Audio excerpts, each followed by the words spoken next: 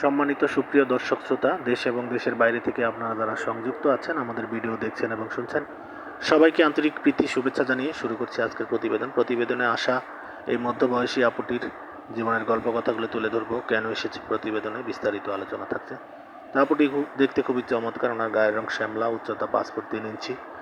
পড়াশোনা আপনার হচ্ছে 10ম শ্রেণী পর্যন্ত পড়াশোনা করেছে। উনি পরিবারের বড় মেয়ে। ওনারা 2 বোন, ছোট বোন বিবাহিতা। ওনার বাবা আছে, মা আছে। বাবা আপনার হচ্ছে ব্যবসায়ী, আপনার মুদি দোকান আছে। ওনার মা গৃহিণী। আর ওনার একটি ছেলে সন্তান আছে।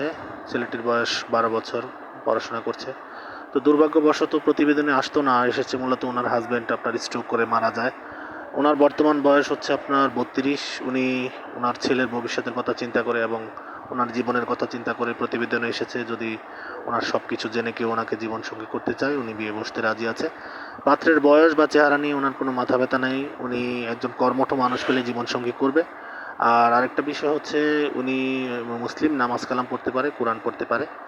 আর বাকি বিস্তারিত জানতে চাইলে ওনার মুখ থেকে স্ক্রিনে দেওয়া নাম্বার ওনার সাথে কথা বলে ওনার সব কিছু নাম ঠিকানা ডিটেলস জেনে নেবেন এবং সম্পর্ক তৈরি করতে পারেন। আর আমাদের চ্যানেলের ভিডিও নিয়মিত যারা দেখছেন, অবশ্যই প্রত্যেকটি ভিডিওতে একটি লাইক, কমেন্ট এবং ভিডিওটি সর্বোচ্চ শেয়ার দিয়ে আমার চ্যানেলকে সাপোর্ট করবেন, পাশে থাকবেন এবং আমাদের সামনের দিনগুলো যেন আমরা লক্ষ্যমাত্রায় পৌঁছাতে পারি, সেই প্রত্যাশা নিয়ে আজকের মতো এখানে বিদায় নিচ্ছি। ভালো থাকুন, সুস্থ থাকুন, স্বপ্নের ছোঁয়া এবং স্বপ্নভূমি চ্যানেলের সাথে থাকুন। আসসালামু আলাইকুম।